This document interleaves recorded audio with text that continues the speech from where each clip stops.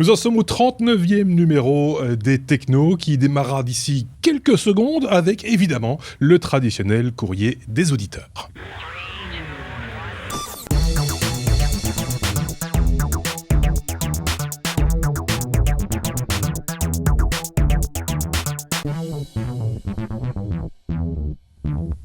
Et pour répondre au courrier des auditeurs, mais aussi nous amener pas mal d'infos cette semaine, on a de ce côté-ci Benoît. Bonjour Benoît. Salut, et puis de l'autre, Sébastien. Bonjour Sébastien. On va donc passer en revue l'actualité, en tout cas notre actualité technologique de la semaine, vous le savez, comme chaque semaine. Mais avant cela, rapide coup d'œil sur le courrier des auditeurs concernant par exemple, et via YouTube, le débrief Apple que nous avions proposé voici 2 semaines maintenant. Stéphane, c'est son nom ou son prénom, je ne sais pas très bien, nous dit dans son commentaire que la contrepartie des systèmes complexes, matures et à succès, c'est qu'ils n'évoluent pas assez au sens du ressenti de l'utilisateur lambda. Merci, je pense que ça c'est pour toi. Je ne me sens pas visé, mais t'as une tête d'utilisateur lambda, je pense. Oui. Oui, je pense. Autre commentaire concernant le mini PC Voyo, ça date. Je vous le dis tout de suite, il faut retourner dans les archives. C'était un hors-série que tu nous avais proposé d'ailleurs, Sébastien, concernant un mini PC. Le commentaire de, je ne connais pas ce monsieur, si c'est Hervé, son commentaire en substance qui nous dit c'est que ça chauffe. Bah oui, ça on l'avait prévu de longue date que cet appareil chauffe, Sébastien. On avait même dit que c'était pas pour un usage permanent non plus. Voilà, non, c'est pas pour un usage permanent, ça chauffe, il n'y a pas de ventilo, il n'y a pas de... Voilà, donc c'est pour un usage pour regarder quelques photos, écrire un document, mais c'est pas pour utiliser comme machine de bureau 24 heures sur 24. Exact. C'est une machine de dépannage. Exactement. Ou pour se mater un film pendant 1 heure ou 2, puis voilà. Raphaël nous a également laissé un message concernant Marc, qui nous faisait un hors-série cette semaine concernant sa souris. Il paraît qu'on s'est moqué. Moi, je n'ai pas remarqué. Seb, tu t'es moqué de... Non. Non, c'est pas du tout. c'est pas le jour de la maison. Il considère qu'elle est chère, mais pas si chère que certaines autres souris.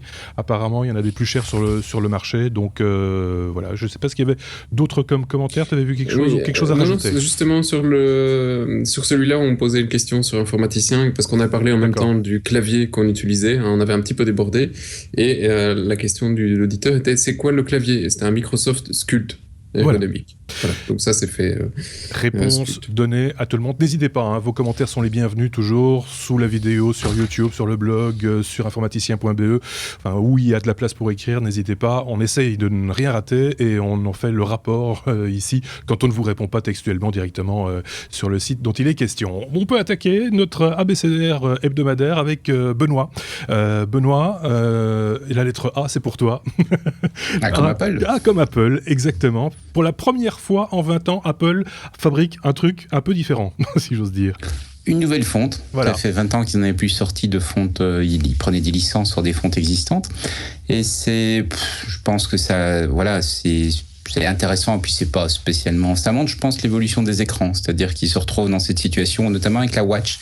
Ils ont besoin d'une fonte qui reste très lisible sur un petit écran et qui va aller du tout petit écran jusqu'à l'écran Mac qui est beaucoup plus grand. Ouais. Et donc, ils n'ont pas trouvé leur bonheur dans ce qui existait. Et donc, ils ont fait concevoir une fonte spéciale, la San Francisco. La San Francisco. Donc, c'est difficile elle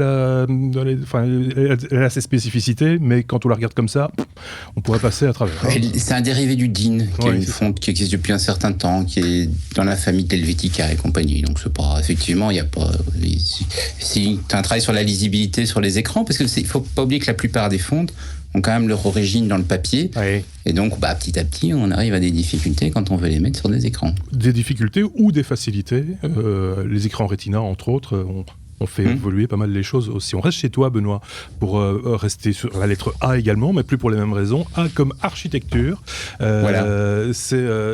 On avait déjà parlé d'une imprimante géante pour imprimer des maisons. Ici, il s'agit de quoi? D'une imprimante pour imprimer des ponts, c'est ça? Alors, c'est pas une imprimante, c'est des robots imprimantes. Et la différence est importante. Donc, c'est effectivement pour fabriquer un pont. Donc, c'est de l'architecture, c'est pour fabriquer à Amsterdam un petit pont, si j'ai bien compris. Et le principe, c'est par rapport à la maison qui était une espèce de préfabriqué qu'on imprimait en usine et puis qu'on apportait et qu'on assemblait. Ici, les robots vont ils vont construire une petite plateforme et sur cette petite plateforme, ils vont progresser, avancer, tout en extrudant du métal, donc en déposant du métal pour venir construire un pont. D'accord. Donc c'est apparemment une première mondiale. Et l'idée, je trouve, je trouve que ça mérite qu'on s'y arrête un petit peu. Oui, bien sûr, c'est assez original. Il y a une vidéo qui circule, qui n'est pas super visible, parce qu'on voit le petit robot, mais il est tout au fond du jardin, donc on le voit pas bien. Mais j'avais vu des photos un peu plus grandes, effectivement, où on comprenait que ces robots avançaient avec le pont, en gros, si on peut dire. On va retourner encore chez toi, Benoît, parce que décidément, il se passe des choses par rapport à un produit dont tu nous avais déjà parlé dans un podcast précédent. C'est le BioLite. Oui, alors ça c'était il y a un moment, je pense que c'était même dans une autre type d'émission, dans une autre vie, voilà. Et c'est des produits qui vont entrer dans l'actualité, parce que pour l'été c'est vraiment des produits idéaux. C'est des produits de camping au départ, pour faire un feu de bois, pour faire un barbecue, avec la particularité qu'ils ont un système d'influx d'air qui rend le truc très efficient, et ça permet en plus de venir recharger un iPhone ou quoi que ce soit. Et ce qui est intéressant, c'est que ces produits-là, je ne rentre pas dans les détails parce que vous irez revoir dans des vieilles émissions, mais ce qui est intéressant, c'est que maintenant ils sont distribués en Europe, donc ça veut dire qu'on ne doit plus payer des frais de port et des frais d'import colossaux. Il suffit d'aller sur biolitestove.com et on peut se le commander, et en Belgique on peut même les trouver dans les magasins AS Adventure. Qui sont spécialisés justement dans ces outils pour les voyageurs de l'extrême, allons-nous dire, en quelque sorte. Et puis on se rappelle, et d'ailleurs on le voit avec la vidéo, la jeunesse du projet aussi, qui était d'apporter de l'électricité là où il n'y en avait pas, entre autres choses. Oui. C'était de diminuer en fait la pollution ou la mortalité à cause des fumées, parce que les fumées des feux ouverts, ça tue en fait plus que la malaria, ça tue plus que le sida, c'est énorme. Et donc l'idée c'est d'avoir une combustion plus efficiente dans les pays du tiers-monde, donc là où on cuisine tous les jours, pas juste quand on est en vacances avec un feu. Et l'idée qui était assez originale de recharger le téléphone, c'est parce que comme ce sont les femmes qui cuisinent, mais les hommes qui achètent les appareils, il faut que chacun y trouve son compte. Exactement. C'était un juste partage des choses. Tu interviens quand tu veux, hein, Saeb, parce que je le vois en train de les paupières lourdes. Non, du tout. Mais écoute, je me vois mal allumer un feu chez moi pour recharger mon téléphone, mais pourquoi pas. Non, mais quand tu es dans la campagne, tu vois. Mais non, la campagne c'est dangereux. Il n'y a pas internet, il n'y a pas d'électricité. Qu'est-ce que tu veux que je fasse en campagne? En 10 ans, quand tu es dans la campagne, je me suis rendu compte de la bêtise que je disais. C'est pas possible. C'est impossible pour Sébastien, effectivement. On est déjà à la lettre C, ça avance vite. C'est comme, allez, on a Benoît avec nous, il faut quand même parler photo. C'est comme Canon, Benoît, qui nous vient avec quoi? Avec de nouveaux produits. Un produit qui n'est pas nouveau, simplement il est dispo en Belgique. D'accord. C'est l'EOS 5D. 5DS. Oui. Et 5DS. Oui. Je me suis trompé, 5DS, je me trompe tout le temps. Oh, je sais plus. Alors, il y en a deux. Il y a le 5DS et le 5DS R. Ouais. Le 5DS, c'est le modèle normal que la plupart des gens vont acheter. Le 5DS R, c'est un modèle sans filtre bas, donc qui est vraiment destiné plutôt au paysage ou à de la photo très contrôlée en studio. Et ce qui se passe, c'est que ces boîtiers sont disponibles sur le marché, et Canon faisait une petite cérémonie lundi pour les présenter aux premiers acheteurs.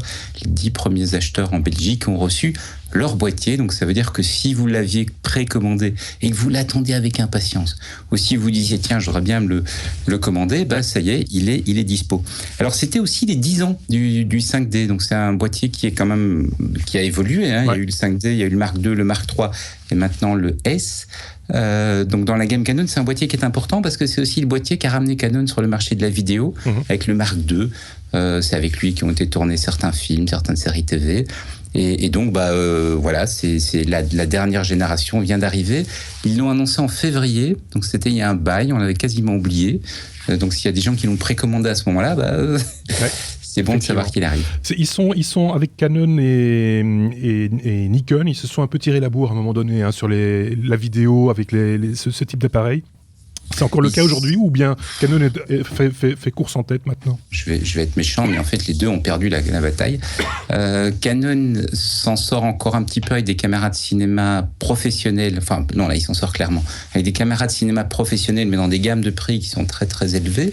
mais auprès du public qui avait acheté le 5D Mark II pour faire de la vidéo, c'est-à-dire des amateurs, des gens comme toi et moi qui ont envie de se faire de bonnes vidéos. Ils sont plutôt largués parce qu'ils n'ont plus franchement sorti de produits pour ce public-là, et c'est plutôt des marques comme Panasonic, comme Olympus, comme Sony qui sont en train de prendre comme Blackmagic Design, qui sont en train de prendre le marché. Soyons clairs, on parle là d'appareils, comme tu le disais, accessibles pour le grand public, ou le grand public très averti ou très passionné qui va mettre... On tourne quand même dans les 3000. Oui, c'est ça. Mais on n'en est pas non plus au tarif de modèles comme la C300 chez Canon et des choses du genre qui sont quand même beaucoup plus chères encore. Tout à fait. Donc là, on n'ira pas sur ce terrain-là parce qu'on n'a pas les pépettes, comme on dit. Alors là, c'était dans la liste des sujets que tu m'avais préparé pour aujourd'hui. C'était le point d'interrogation parce que j'ai regardé hier, j'ai regardé avant-hier et chaque fois, il y avait embargo sur cette information. Je ne sais toujours pas de quoi il s'agit. C'est DxO1. DxO1. De quoi s'agit-il ? C'est, je pense, l'actu photo la plus intéressante du moment. C'est un petit nouveau boîtier que DxO annonce. Donc, on enregistre le jeudi, donc il l'a annoncé ce jeudi. Donc, vous allez le découvrir demain, puisque vous écouterez ça vendredi. Et le boîtier est, je pense, vraiment génial. Ça fait longtemps qu'on attend quelque chose comme ça. C'est un capteur qu'on vient brancher sur son iPhone. Donc, il y a un petit port Lightning sur le côté. On branche l'iPhone dessus. On met une application photo, vidéo sur l'iPhone, et alors on remplace le capteur de l'iPhone qui est ce qu'il est, mais il n'est pas mauvais, mais qui est quand même pas de la même qualité qu'un réflexe, par un capteur qui est de la qualité d'un compact à objectif interchangeable. Donc c'est un capteur 1 pouce, c'est relativement grand, certainement par rapport à ce qui est équipé dans l'iPhone. Donc ça veut dire qu'on va pouvoir faire des beaux effets de flou, ça veut dire qu'on va pouvoir faire des photos avec des luminosités faibles, etc. Donc c'est une vraie...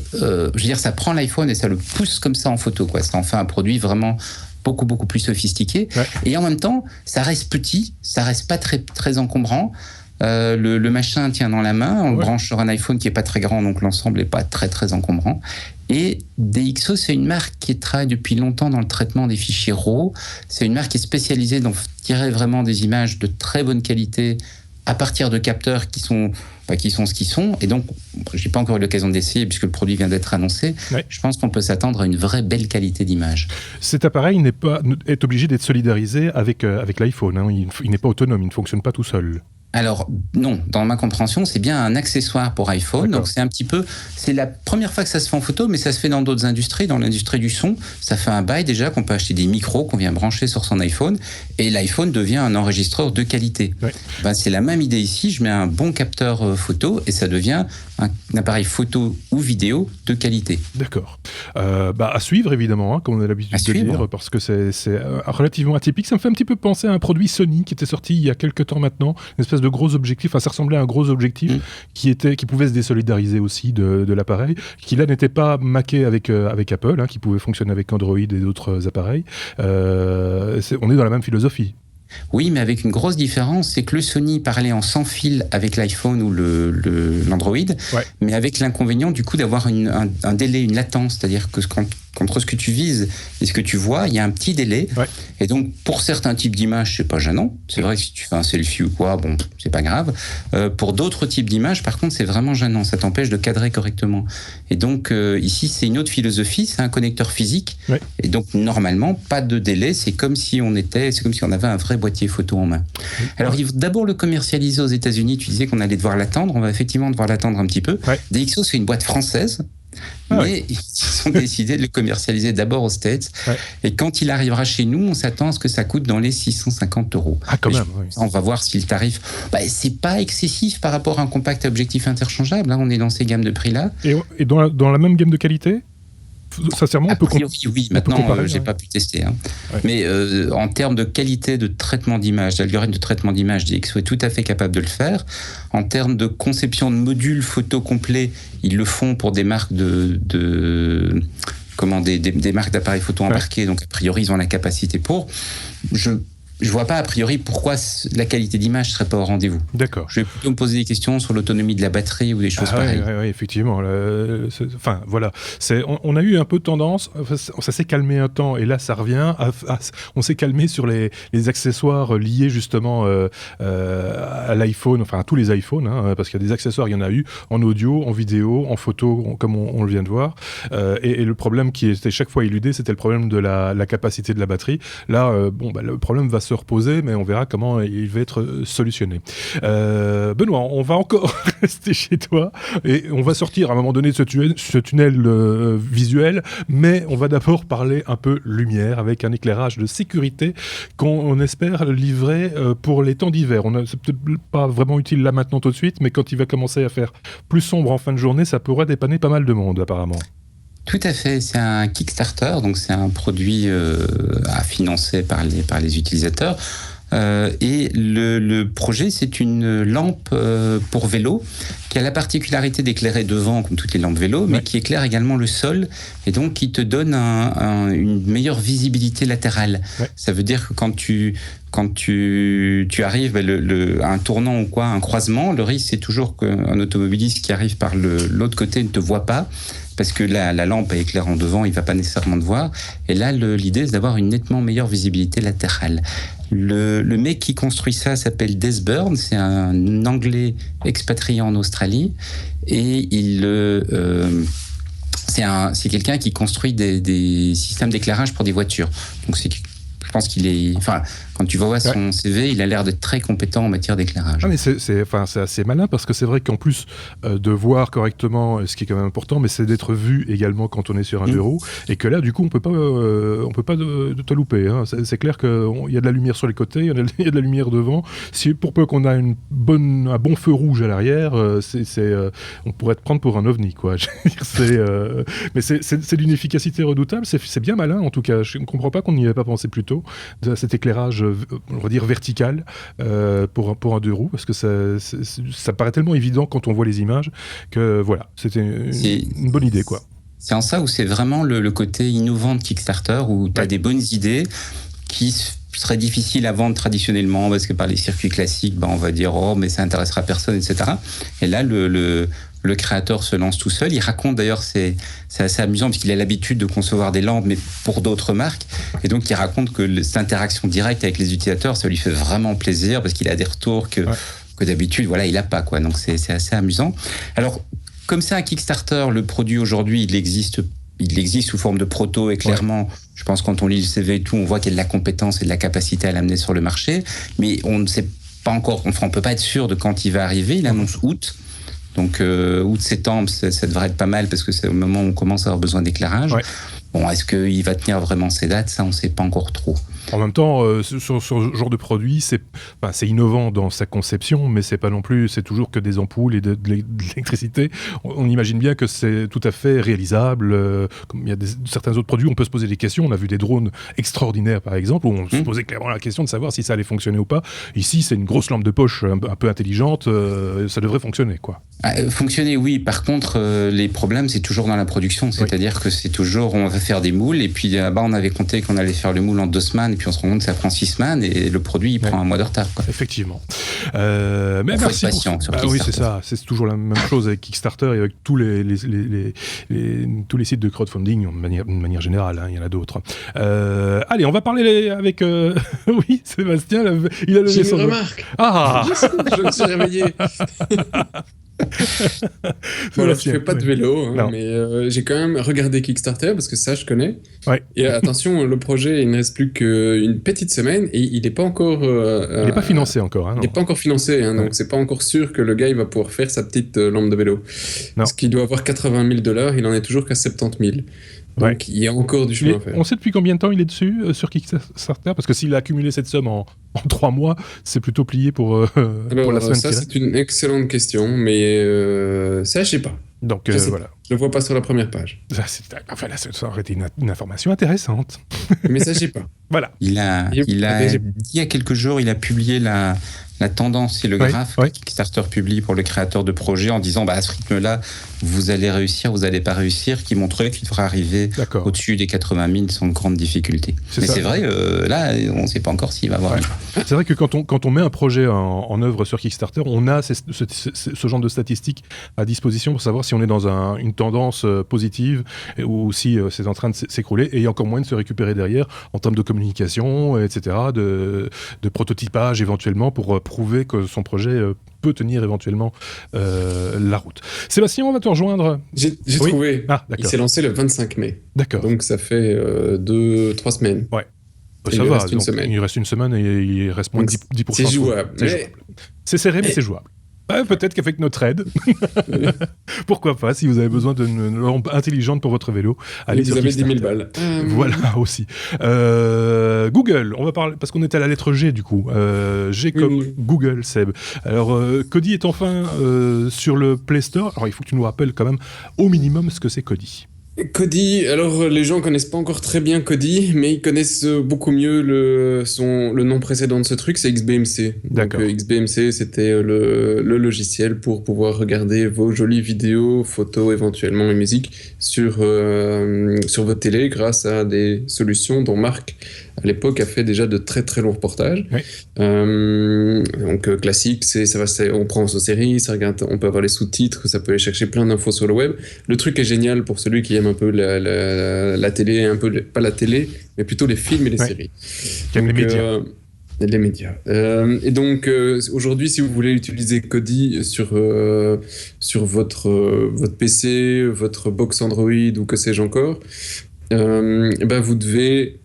On parle ici, je vais arriver sur Android, vous devez activer l'option pour installer une application non certifiée par Google qui ne vient pas du Play Store.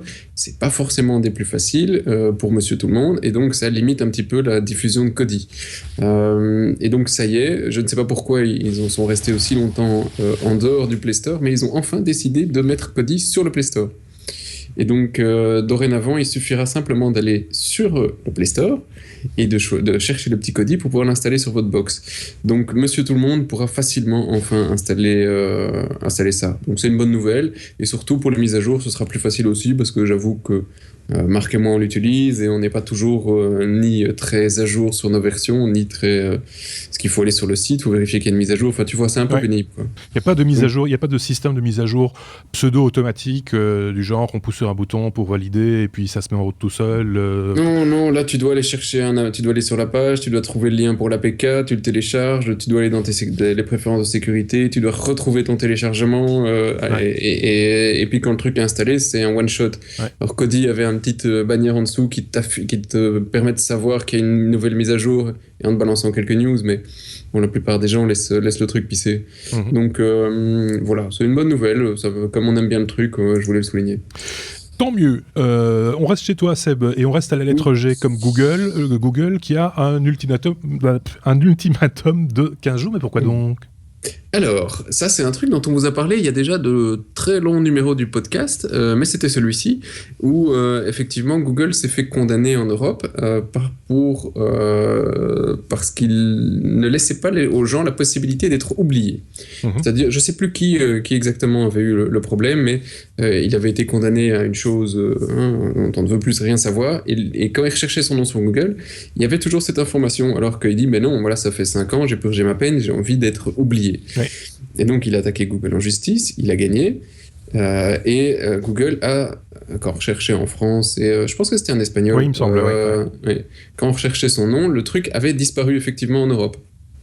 Et il a quand même fallu quelques mois pour que l'Europe se rende compte que quand on allait aux États-Unis, quand on faisait la même recherche, les résultats étaient toujours là. D'accord. Donc ils avaient juste rajouté un filtre pour l'Europe en disant ok, celui qui veut te délister, en Europe c'est vrai, on l'enlève. Par contre on garde l'info et tant pis pour sa vie privée aux États-Unis, en Amérique, en Asie, etc. Là on sait toujours qu'il était condamné. Et ça plaît pas du tout à la France qui a donné 15 jours à Google pour rectifier le tir et supprimer réellement ces infos de leur référencement, sans quoi effectivement ils repartiront en justice. pour faire retirer les résultats. Alors je ne sais, ça ne veut pas dire qu'ils vont gagner, mais pour moi, ça me semble probable. Mais est-ce que c'est une forme de fainéantise de la part de Google ou c'est vraiment du foutage de tronche ? Moi, je pense que c'est plutôt le foutage de gueule, on peut le dire, en disant bon voilà, en Europe tu as ce que tu veux, mais ici je suis aux États-Unis, je fais ce que je veux, je suis chez moi. Ouais. Et cette législation n'existe pas chez eux, donc ils disent je vois pas pourquoi. Et à l'époque, c'était un peu le discours qu'ils avaient, ils comprenaient pas pourquoi on devait oublier les gens après quelques années. Ouais. Il n'y a pas de raison, quoi. C'est ça. Donc c'est vraiment c'est une mentalité qui est vraiment très différente, et ça c'est le problème pour des boîtes qui sont internationales comme eux et comme Facebook. Ils doivent répondre aux législations de tous les pays dans lesquels ils sont. Mais pour l'instant, ils prennent un peu la législation là où ça les arrange. C'est ça, ouais. Donc, un peu de chinois, un peu d'américain. Je vois que Benoît faisait la moue. Il voulait rajouter un truc. C'est juste pour dire, c'est quand même pas simple, parce que si on veut faire l'intersection, la plus petite intersection de toutes les lois, il faut penser que tu as tout le Moyen-Orient qui a une certaine vision de la femme qu'on va devoir mettre en place chez nous. Il faut penser à beaucoup de choses.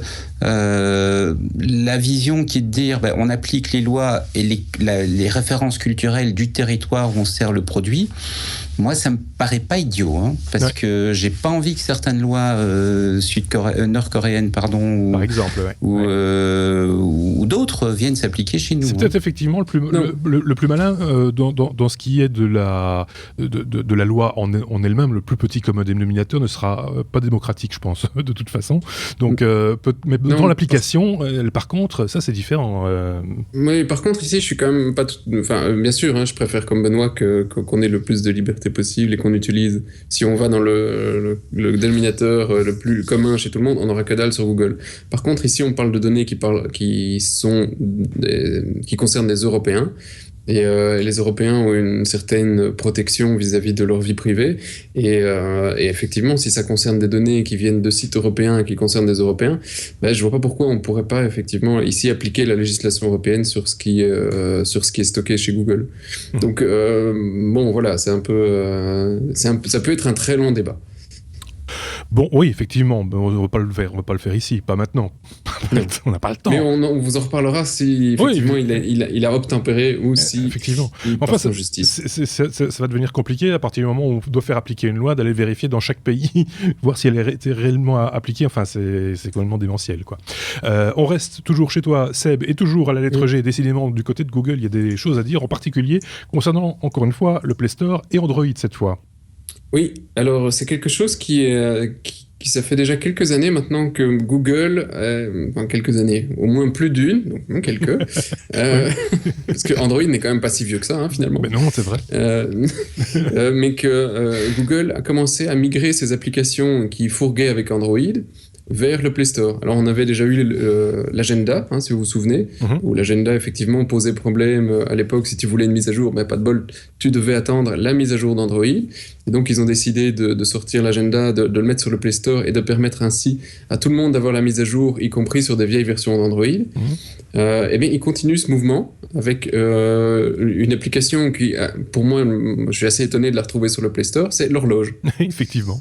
Donc voilà, là on est vraiment parti dans des applications qui sont basiques, parce que c'est sur l'OS, ils ont tous une horloge, sauf certains constructeurs qui ont viré l'application pour mettre la leur.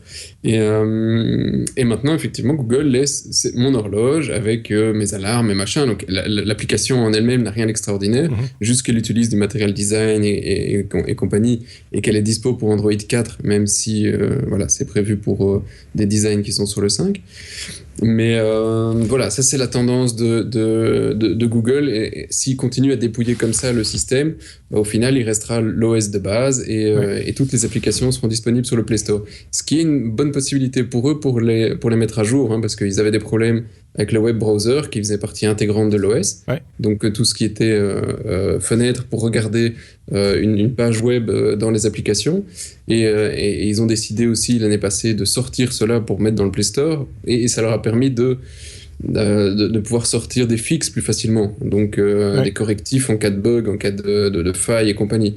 Donc pour moi c'est une bonne idée, après tout le Play Store ils en dominent la distribution. Il y avait une autre bonne idée aussi, je pense que ça propos-là dont on en avait parlé une fois précédente, c'était le fait que beaucoup utilisent des surcouches, genre cyanogène ou autre, et que pour avoir le meilleur des deux mondes, quelque part, il fallait un petit peu s'ouvrir et proposer les outils qui étaient natifs normalement dans Android, les proposer également sur le Play Store. Je ne sais plus quel exemple on avait pris à ce moment-là, c'était une petite bêtise de rien du tout. Et effectivement, il y a des gens qui préféraient l'application native plutôt que l'application proposée, mais tout le reste, l'écosystème, etc., ça, ils préféraient garder la surcouche du fabricant. Donc voilà, c'est une des possibilités, et finalement, c'est pas plus mal, Seb. J'ai encore une mini info là-dessus. Ouais. Et alors, pour moi, je vais pas rentrer dans tous les détails parce que c'est tombé juste il y a 1 heure avant que j'enregistre ce podcast avec vous. C'est que Google a aussi annoncé, ils ont racheté une société, mais le nom m'échappe maintenant, et ils préparent un avenir où nous ne devrions plus installer l'application. Donc on est vraiment dans le même mouvement qu'ici. C'est-à-dire qu'ils aimeraient qu'au final, demain, quand tu utilises ton téléphone et que tu veux lancer l'application horloge ou news, etc., tu ne dois pas utiliser l'application, mais tu la streams d'une manière ou d'une autre. Donc tu viens la chercher sur le Play Store, etc. Tu utilises l'application, mais ton téléphone n'est juste qu'un moyen d'exécuter du code qui se trouve à distance. Donc voilà, ils ont racheté les technos pour le faire. Ce sera certainement pas avant l'année prochaine qu'on commencera à voir ce genre de choses, mais c'est le mouvement proposé par Google pour Android. Pour ça, il faudra de la bande passante. Hein. Oui, je sais pas comment ils vont faire. Probablement stocker les trucs en offline comme ils le font sur les Chromebooks, etc. Donc j'ai pas eu le temps d'aller voir la techno qu'ils ont racheté pour le moment.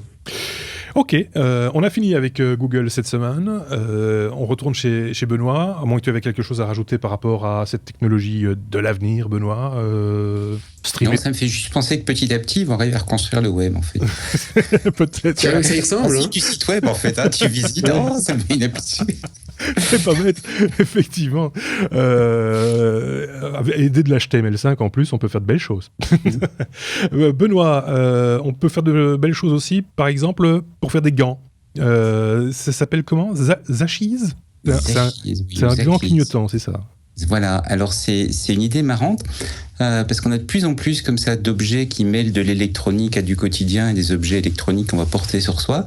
Et l'idée, c'est d'avoir un gant clignotant, parce que quand on est à vélo et on veut tourner à gauche ou à droite, il faut faire le signe, et on a le gant vélo, et puis on va pouvoir dire clairement, de rendre beaucoup plus visible le fait qu'on est en train de tourner.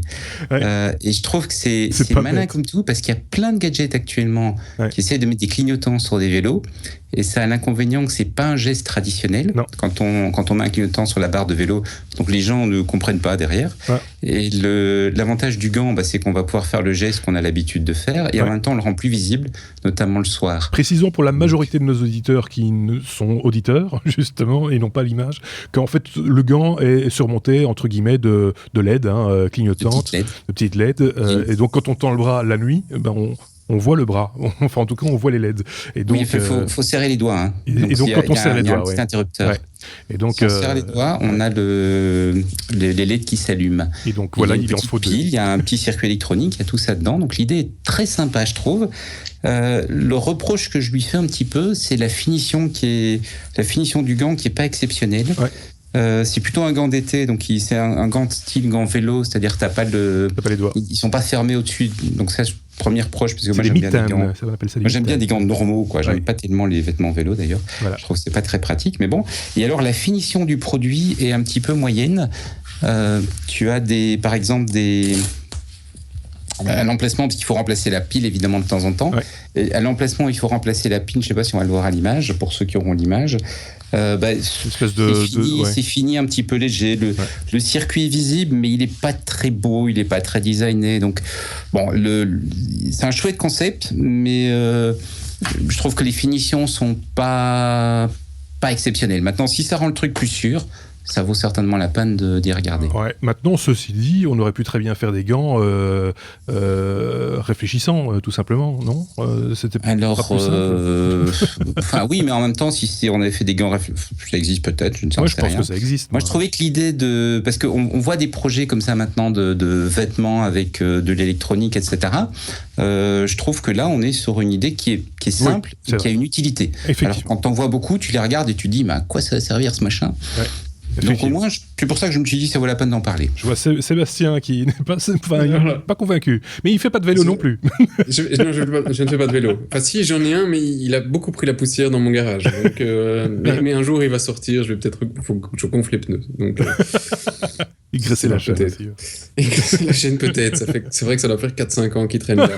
Peut-être que j'ai grandi depuis qu'il Tu peux retirer les petits trous maintenant. C'est gentil. Mais je profite des gants pour passer une petite annonce. Si vous avez l'info, postez un commentaire ici. Oui. Parce que je vois les gants. Et alors, j'avais vu un truc en Chine, je sais plus où il y avait moyen de trouver des gants qui chauffaient l'hiver et qu'on pouvait recharger en USB. Est-ce que ça se vend chez nous? Est-ce que ça marche? Est-ce que ça vaut quelque chose? Si oui, écoutez, voilà, je suis tout oui. Donc, parce qu'après tout, là aussi, électronique, USB, chauffer, gants. Effectivement. Par contre, consommation d'énergie, pour chauffer. Oui, mais bon, écoute. Des choses avec des rendements plus intéressants, hein. Il faut être clair. On va pas faire des feux dans les gants non plus pour voir si tu peux charger ton GSM avec. Ça existait. Hein. Ceci dit, oui, c'est ça aussi. Non, mais moi j'ai connu ça. Enfin, ça existe toujours. Pour les pêcheurs, par exemple, vous avez des petites chaufferettes avec, on met dedans, je sais pas, c'est une solution chimique. Oui, c'est ça. Et donc, on le garde très forcément dans sa main. C'est unique. Oui, mais ça peut chauffer très fort. Ceci dit. Enfin bref, on sort complètement du sujet. On retourne peut-être chez Benoît pour parler USB, le fameux USB-C dont on a déjà beaucoup parlé dans ce podcast suite à la sortie du MacBook d'Apple il y a quelques mois maintenant, l'USB-C et le Thunderbolt 3. Il va y avoir connivence, on va dire. Alors, c'est une annonce d'Intel donc, qui pilote le Thunderbolt 3. Pour dire qu'ils vont rendre le port USB-C comme étant un des ports le nouveau port pour le nouveau Thunderbolt. D'accord. Et donc petit à petit, on voit la logique d'Apple qui a dit tiens, mais on va mettre qu'un seul port sur le MacBook. On voit, et puis on s'était dit à l'époque, tiens, mais ça veut dire qu'ils abandonnent Thunderbolt, qu'est-ce qui va se passer, etc. Non, on voit que le roadmap dans un an et demi, parce qu'il ne va pas sortir tout de suite le Thunderbolt 3, on aura effectivement un seul port qui fera USB ou qui fera Thunderbolt en fonction ou rechargement en fonction de l'utilisation. En fonction de ce qu'on met au bout. Exactement. Et qui peut faire DisplayPort aussi. Qui peut faire DisplayPort, qui peut tout faire. Donc en gros, on s'en va vers le port universel, quoi. Enfin, on peut l'espérer. Il n'y aura plus que 2 ports, celui-là et Lightning. Voilà, c'est ça. Et donc voilà, on sera bien servi. On va encore se faire plein d'amis avec ce genre de remarques. Vous avez un avis, Seb? Oui, non, mais si tu ne me mets plus qu'un port sur mon portable, je peux faire une fois une photo de ce qu'il y a derrière mon portable. Je pense que je pleure pendant de longues soirées. Mais là, il y a un marché pour les stations d'accueil et autres splitters. Il faut une grosse station. Ouais. Mais c'est peut-être pas plus malin que ça. On avait déjà parlé de ça très sérieusement, où l'ordinateur devenait vraiment revenait à sa taille congrue. C'est toi qui avais amené d'ailleurs cette information-là, et en disant, en fonction de ce qu'on en fait, un media center, pouf, il faut un écran, un téléphone, pouf, il faut un module de communication, et que finalement, on va aller vers la fête en kit. En gros, en fonction de l'utilisation qu'on en a, le port va être utilisé pour telle chose. Si on fait de la vidéo, du son ou de la musique, pour une autre raison, ça va être un autre accessoire qui sera utilisé. Ça va peut-être ouvrir des perspectives pour des choses plus professionnelles aussi et des usages qu'on connaît moins. Voilà, restons ouverts au port.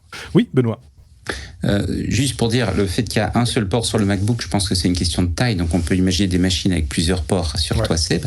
Et l'autre élément, c'est que certaines marques vendent toujours aujourd'hui, je sais qu'HP en a son catalogue, des portables avec un dock. Ouais. Sauf que le connecteur dock, il est propriétaire. Et donc l'idée de se dire, ce port unique, c'est une espèce de dock, et derrière, je vais avoir un petit hub, et sur mon petit hub, je vais avoir branché mon écran, mon LNIM, mes disques externes, etc. Moi, ça me plaît bien comme idée. Oui, moi, j'hésite à sortir la caméra de mon écran pour te montrer, mais effectivement, moi, je suis chez Toshiba, amoureux depuis de très longues années, et Marc aussi, mon collègue, j'ai réussi à le convaincre. Et effectivement, on est sur des gammes de portables professionnels avec des docks, et sur mon dock, j'ai je ne sais plus de combien de ports USB, 6 ou 8 ports, je t'assure, ils sont tous pleins. Et j'ai 3 sorties écran, tout est plein, enfin tous les ports, donc voilà, un portable avec un seul port, ou même avec un dock, je trouve qu'il y en a encore, il n'y a jamais assez. Oui, mais ça, il faudra voir comment ces accessoires-là se combinent. Voilà. Faut laisser la porte ouverte au dock et au port. N'importe quoi. On reste... non, on va parler avec Seb de la lettre I, parce qu'on arrive déjà à la lettre I.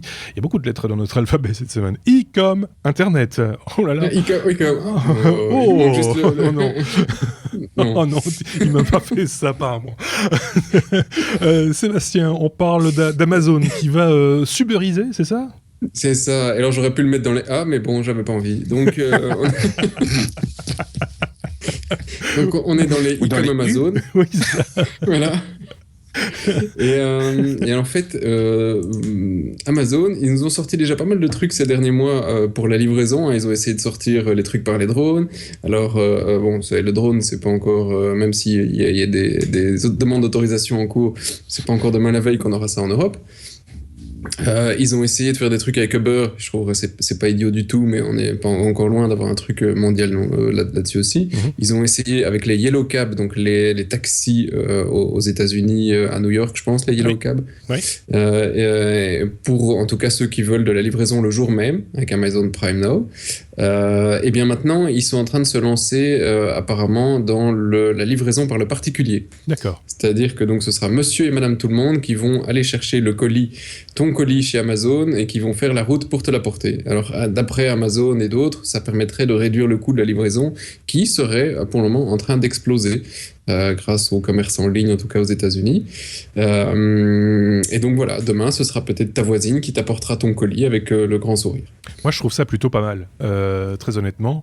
C'est un rapport de bon voisinage. On revient à l'humain, quelque part. C'est ça que j'aime bien avec ce genre de solution, même si on peut... Évidemment, les livreurs vont m'engueuler et les camionneurs vont râler et tout ce que vous voulez. Ça, je suis d'accord. OK, il y a des choses à faire évoluer aussi. En plus des mentalités, il y a des choses plus concrètes à faire évoluer, mais en même temps, je trouve que c'est plutôt pas mal. Non, pour moi, c'est extrêmement intelligent. Alors, évidemment, si j'achète un nouveau frigo, je préférerais que ce soit pas un particulier qui m'amène mon nouveau ça dépend frigo, du particulier. Moi, j'ai un voisin très costaud. T'as un voisin costaud, mais je préférais que le frigo arrive en un seul morceau. Et donc, il y a quelques trucs pour lesquels je préférais que ce soit un professionnel. Pour le reste, si j'achète un colis de vêtements sur un site en ligne, je m'en fous que ce soit monsieur Pichemou qui habite à 3 rues de chez moi qui passait par hasard devant le dépôt et qui l'ait apporté. Au contraire, je trouve ça d'un point de vue écologique et d'un point de vue transport assez efficace si effectivement la personne était dans les environs et allait vers si j'achète d'Anvers, que j'habite Nivelles, et qui devait faire ce trajet-là. Ouais. Donc ça peut être intéressant pour réduire d'une certaine manière l'encombrement des routes. Maintenant, à voir ce que ça va donner dans la réalité. Oui, effectivement, tout à fait.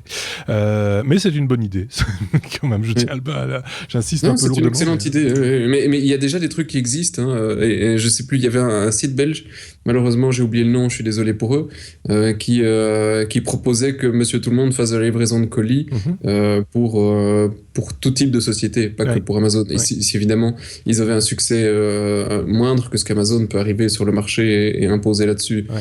Donc c'est peut-être le début d'une nouvelle ère de la livraison. Oui, effectivement. Je vais repasser la parole à Benoît pour une brève de chez Brève. Elle est super petite, mais ça vaut quand même le coup d'en parler, puisqu'il y a quelques minutes encore, on parlait de projet Kickstarter. On avait vu il y a quelques mois maintenant, je pense que c'était au mois de février ou mars, que Kickstarter s'installait en France avec une petite équipe et un site franco-français. Eh bien, bonne nouvelle, Benoît, bonne nouvelle. Ils se sont dit la France, on va faire Luxembourg, tiens, il y a un truc entre les deux. Et donc, ils débarquent en Belgique aussi. Voilà. Et il n'y a pas grand-chose de plus que ça à dire. Hein. Sûr. On connaît le principe de Kickstarter et ça veut simplement dire qu'il y a des projets belges. Et je sais que moi, j'en ai déjà soutenu un. Ça leur donnera un petit peu plus de soutien local, donc c'est plutôt chouette. Est-ce que c'est pas aussi une question de spécificité fiscale, le fait d'installer une antenne belge, française, luxembourgeoise, etc. C'est pas uniquement pour porter des projets locaux, je pense, non ? Ça va plus loin que ça, non ?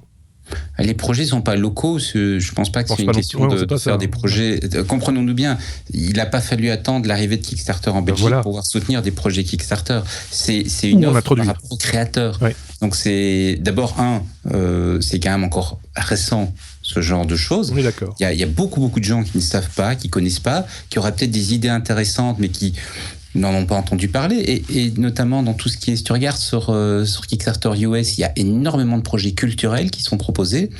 Tu regardes sur l'Europe, il n'y a rien. Parce que dans ces milieux-là, on n'est pas geek, et donc on n'est pas nécessairement au courant d'eux, et donc il y a une démarche d'évangélisation, il y a une démarche qui consiste à aller rencontrer ce type de créatifs et leur dire, vous savez, maintenant il y a une offre qui est ça, on va vous accompagner pour la mise en place, on va vous aider un petit peu. C'est pas que des projets de geeks qui sont financés par du crowdfunding. Mais c'est aussi des projets de geeks. C'est aussi des projets de geeks. Et puisque tu parlais de projets culturels, et geek, et geek, pour l'amour de Spock, c'est comme ça que pourrait s'intituler ce nouveau projet Kickstarter. Exactement. C'est en fait un film, un documentaire qui, je pense, Star Trek, c'est quand même une référence près des geeks, et donc le fils de Nimoy, donc le fils de l'acteur qui jouait Monsieur Spock, son fils est en train d'essayer de monter un documentaire sur Monsieur Spock. Un documentaire qu'il avait commencé avec son père, mais son père est disparu l'année passée, je pense. Donc ils n'ont pas eu le temps de finir le projet. Je crois, au mois de novembre, décembre, quelque chose comme ça. Donc ils n'ont pas eu le temps de finir le projet avec son papa, mais il voudrait quand même bien le réaliser. Et alors il a un gros problème, c'est que toutes les images intéressantes sont protégées par droit d'auteur, et donc il faut prendre une licence dessus. Ça fait un budget qui est pas triste pour un documentaire, et donc il demande le soutien de la communauté. Et effectivement, lui non plus, on n'est pas certain qu'il va lever le budget, parce que c'est quand même $600,000 qu'il doit lever, qui vont essentiellement aller pour couvrir du droit d'auteur. C'est pas pour des tournages ou des choses pareilles. Le film a l'air vraiment intéressant, parce qu'évidemment, il a eu accès de par son père, et puis qui, je rappelle, a démarré le projet avec lui, et puis par les contacts, j'imagine, qu'il a établis tout au long de sa vie, puisqu'il a tout le temps baigné dans le milieu. Il a accès à des choses qui sont vraiment fabuleuses, donc je pense que le documentaire peut être vraiment chouette pour les amateurs de Star Trek, mais par contre, il a vraiment besoin qu'on aille lui donner un petit coup de main. Donc si vous vous sentez un petit peu mécène, filez sur Kickstarter et cherchez pour l'amour de Spock, for the love of Spock. Pour pouvoir récupérer comme ça un petit peu aussi de l'information, enfin pouvoir faire une somme concernant Leonard Nimoy et sa carrière, et en particulier celle avec les grandes oreilles. Je voyais Sébastien qui lui aussi a fait l'amour. Non, moi je regardais juste l'argent. Je me fais pas trop d'inquiétude pour le projet, parce qu'il est là depuis 15 jours, il a déjà levé 350 000, et il lui reste 13 jours, donc il sera financé, quoi. Et en plus, tout le monde commence à en parler seulement maintenant, enfin un peu sur le tard. Il va exploser. Donc ça va forcément avancer, ça va forcément exploser, effectivement. On passe à la lettre S. On fait un petit bond dans le temps, parce que le temps passe, justement. S comme Sony, qui présente l'A7R, l'Alpha 7R2. Benoît. Voilà. Alors, il le présente maintenant, il l'annonce maintenant, mais il ne va pas être disponible sur le marché avant un bon moment. Donc, il faudra être patient. C'est leur nouveau compact à objectif interchangeable réflexe, puisque chez Sony, les deux gammes ont fusionné. Et alors, la particularité, la raison pour laquelle ça vaut la peine d'en parler, c'est le premier grand capteur format 24-36 avec la technologie BSI. Alors, c'est quoi la technologie BSI ? Ça consiste à prendre une grosse partie de l'électronique qui se trouve sur le capteur et à la placer derrière la partie de l'électronique qui est chargée de récolter la lumière. D'accord. Donc, ça fait des pixels des pixels en couche quelque part. Et donc, ça laisse plus de zones, plus de surface de capteur pour recevoir de la lumière. C'est des choses qu'on avait développées au départ pour les téléphones. Parce que sur les téléphones, les capteurs sont minuscules. Et donc, chaque micron gagné sur la taille du pixel a fait une énorme différence dans la qualité de l'image et dans la sensibilité. Et c'est la première fois qu'on le voit sur un 24-36. Et donc, je pense que on peut s'attendre à des capteurs à très haute résolution, puisqu'on a 45 millions de pixels, et qui néanmoins auront une très forte sensibilité, donc qui seront capables de faire des photos quasiment dans le noir, tout en ayant une très très grosse résolution. Et aujourd'hui, c'était l'équation qui était un petit peu impossible à résoudre en 24-36. Oui, parce que directement, niveau de bruit qui augmente, etc. Voilà. Le problème est 100 000 ISO ici. Oui. Ah, quand même, oui. Donc c'est énorme. Oui, effectivement. C'est pas le premier réflexe à monter au-dessus de 100 000 ISO. Nikon a fait ça il y a 4-5 ans, mais c'était avec des résolutions beaucoup plus basses. C'est ça, oui. Ok, et on reste dans la lettre S, mais on quitte Sony pour parler de manière plus générale de smartphone avec Seb.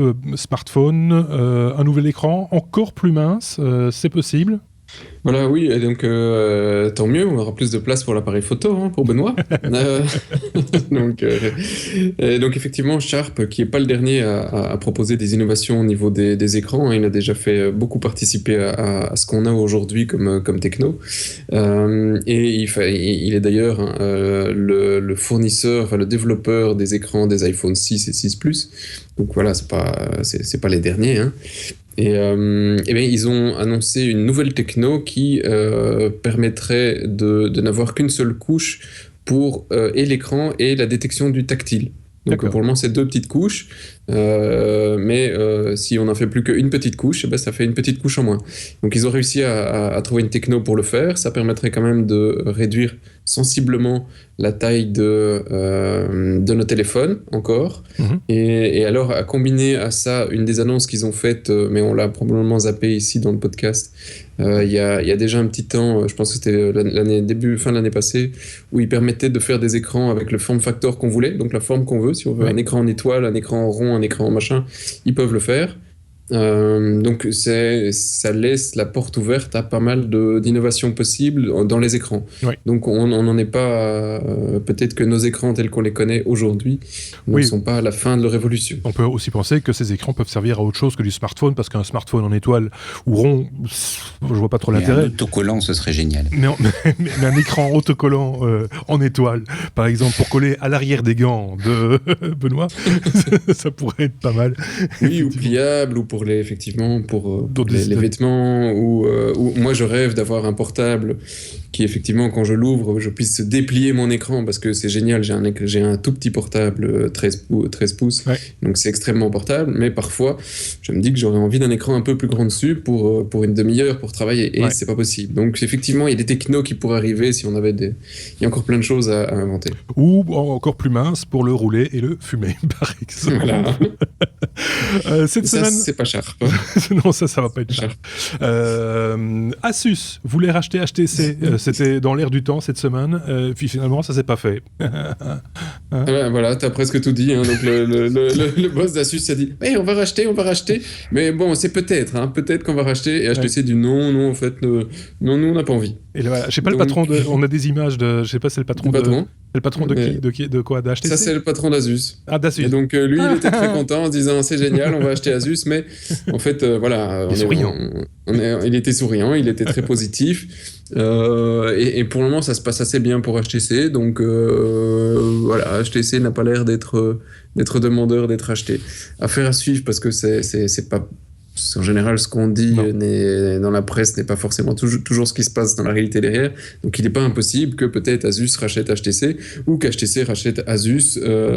Effectivement, non, c'est pas possible. Ça me paraît compliqué. Que Lenovo rachète les deux. Pardon, Benoît? Ou que Lenovo rachète les deux. Ou... par exemple. On verra, effectivement. Mais il y a du mouvement, et c'est vrai qu'il y a quand même pas mal, pour le moment, il y a pas mal de marques. À l'époque, les smartphones, c'était il y a 10 ans, il y avait 2 marques qui en faisaient. Maintenant, voilà, on peut en citer pendant 10 minutes, il va y avoir de regroupements à un moment. Et HTC n'est pas le plus gros acteur, même s'il est fort connu, ça reste une petite société. Par rapport aux autres, c'est à pousser, effectivement. On va parler d'une application belge de smartphone, justement, qui s'appelle Better Street. Moi, je me rappelle bien de cette application-là, qui avait participé à un Startup Weekend il y a maintenant facilement 2 ans, peut-être même 3.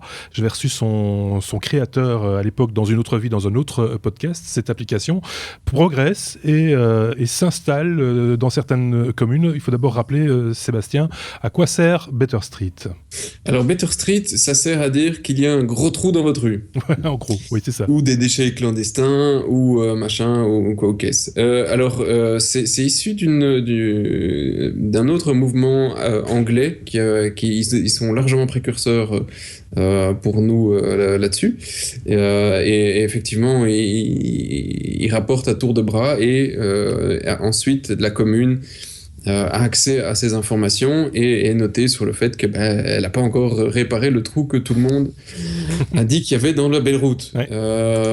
Alors Better Street, je l'ai appris sur le forum d'informaticiens par un ami qui postait qui effectivement la ville de Jemap s'y lance, donc Jemap sur Sambre, se lance aussi dans le Better Street et invite tous ses citoyens à installer l'app et à signaler tout ce qui se passe dans la commune.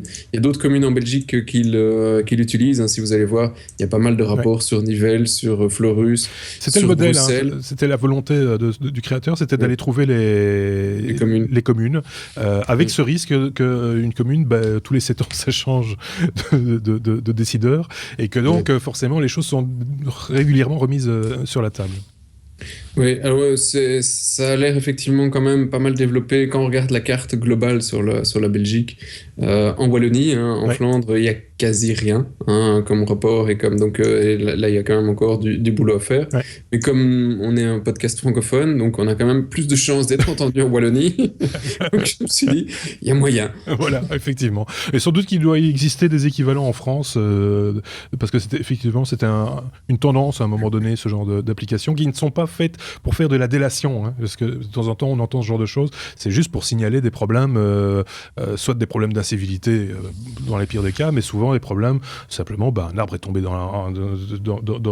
sur la route où il y a un trou et de le signaler gentiment et pour faciliter le travail des agents communaux aussi. Oui, c'est ça, parce que tu prends une ville comme Nivelles, tu as 30 000 habitants et t'as pas des centaines d'agents communaux, donc ils vont pas dans toutes les rues tous les jours. Donc s'il y a un trou énorme devant chez vous ou qu'effectivement il y a un dépôt clandestin, il va falloir quelques semaines avant qu'ils s'en rendent compte. Donc si tout le monde participe et leur signale le petit problème à régler, c'est un acte citoyen. Et quand on regarde, dans les derniers résolus, si on prend les 5 derniers, il y en a 4 résolus à Nivelles et 1 Fleurus. Donc petit cocorico à Nivelles, ça résout. Apparemment, ça fait bouger les choses. Il y a de la volonté. D'ailleurs, si les communes investissent sur ce type de produit, c'est aussi pour agir et pour faire avancer le schmilblick. On n'ose pas imaginer qu'ils laisseraient les choses en l'état tout en ayant investi dans l'idée. Je voyais la main de Benoît se lever avec son gant. Oui, parce que je me demandais, je suis pas sûr d'avoir bien compris. Il faut que la commune s'inscrive pour qu'on puisse rapporter, ou alors ça démarre comment, quoi? S'il y a une commune qui n'est pas inscrite, ça veut dire que les gens ne peuvent pas installer l'appli? J'essaie de... Sorry, j'essaie de comprendre. Tu peux installer, tout le monde peut installer l'appli et tu peux reporter. Par contre, si la commune n'est pas liée, tu reportes à personne. Ouais. Donc ça n'a que peu d'intérêt. Si ta commune ne suit pas le truc, tu vas dire qu'il y a un trou, mais tout le monde s'en fout. Ouais, en gros, c'est ça. Personne qui lit. Personne lit. Ouais. Tandis qu'ici, effectivement, tu vois qu'il y a Fleurus, quelqu'un vient de signaler qu'il y avait un problème sur une chaussée, c'est en traitement. Donc la commune confirme qu'ils ont vu le truc et qu'ils vont régler le problème. Je ne sais pas si l'application a évolué de ce côté-là, mais il me semblait qu'il y avait moyen de montrer le résultat aussi. Quand le trou était bouché, de reposter une photo avec le trou bouché. C'était à un moment donné dans les cartons au niveau de la création de cette application. Je sais pas, mais en tout cas le site est vachement bien fait. Le truc est encore sexy, ça marche pas mal. Je trouve que le design, ça méritait d'être signalé, quoi. Et ça se diffuse. Ok, Better Street, donc on mettra le lien évidemment avec le billet de ce blog, de ce numéro de podcast qui se termine avec une info signée Sébastien, encore une fois. En France, on s'implante maintenant les puces, Sébastien. Alors c'est un truc qui me fait marrer et que j'aime encore bien, ce genre j'allais dire, des psychopathes d'allumer, et je me dirais bien, allez, on doit le faire en Belgique. Alors en fait c'est un mec, je ne sais plus d'où il vient, un Suédois, voilà. D'accord. Un Suédois, il s'appelle Hannes Joblad. Salut. Jobard. Voilà. Et alors c'est un transhumaniste. D'accord. Un transhumaniste. Oui. Voilà, un transhumaniste. C'est pas un transsexuel. C'est un transhumaniste. Oui. Attention. Il est mi-homme, mi-machine. Ou mi-autre chose. Et alors, est porte-parole de l'université de la singularité dans son pays. D'accord. Voilà.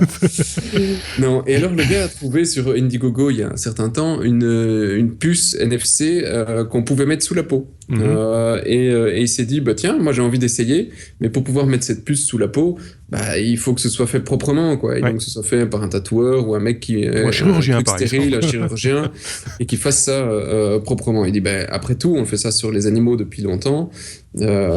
Pourquoi on ne le ferait pas chez nous? Vétérinaire, c'était bien aussi. Vétérinaire, c'est pas mal, oui. Il dit, pourquoi ne pas avoir cette petite puce pour ouvrir ma maison, pour déverrouiller mon portable, mon téléphone ou que sais-je encore. Et alors il a posté son petit message en disant, tiens, est-ce que quelqu'un a envie de le faire avec moi? Comme ça, au moins, on peut faire ça tous ensemble dans des conditions idéales. Et il se retrouvait effectivement un paquet de monde. Et depuis, il a fait une série d'événements, une dizaine ou dans des pays différents, où les gens se rassemblent pour tous se mettre une puce sous la peau. Et la semaine passée, ça s'est passé, c'était la première fois que ça se passait en France, c'était à Paris. Et donc, voilà, les Parisiens, il y a une série de Parisiens maintenant qui se promènent avec une puce. Il y a une vidéo, si vous voulez, sur le site pour aller voir. Il y a une série de Parisiens qui se promènent avec cette puce sous la peau. Il n'y en a pas encore eu en Belgique que je sache. Je ne sais pas, vous mettrez une puce sous la... Ah non, non soyons clairs, ça ne passera pas par moi. Il y avait eu c'était même scandaleux, il y avait eu une idée comme ça d'une discothèque qui avait eu l'idée justement d'utiliser les puces qu'on met sur les animaux, hein, sur les chiens par exemple ou les chats, pour la mettre dans l'épaule des membres de la discothèque pour qu'ils puissent rentrer et consommer au bar et qu'il suffisait de les scanner en quelque sorte. Ça avait fait scandale et évidemment je pense que c'était à Berlin. Mais je peux me tromper. Voilà, donc je pense qu'on n'y est pas encore à ce genre de solution un peu extrême. Je vois Benoît qui, lui aussi, est dubitatif. Mais en fait, ça pose plein de questions. D'abord, en termes de localisation, etc., c'est pire encore que d'être localisé par ton téléphone. Mais alors, il y a aussi connaissant l'obsolescence de ces produits, connaissant les problèmes de compatibilité, connaissant tous ces trucs-là, je me dis, mon Dieu, ça... Voilà, quoi, c'est-à-dire tu te mets une puce et puis 5 ans après, tu t'en remets même pas, 3 ans après ou 2 ans après, tu t'en remets une autre. Et, puis, et Sébastien, qui a un vieux vélo dans son garage, étant conscient des problèmes d'oxydation également.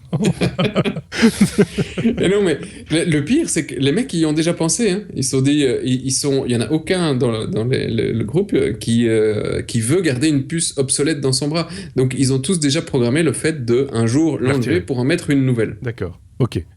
Bon. Voilà, donc, spécial quand même, hein. T'as de drôle d'amis.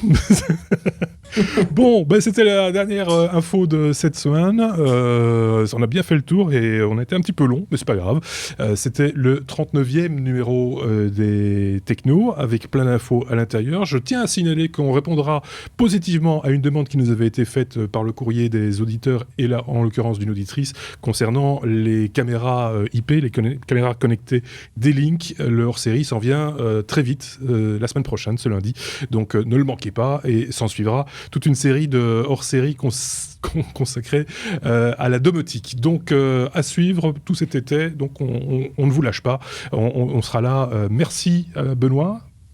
Salut. Merci Sébastien.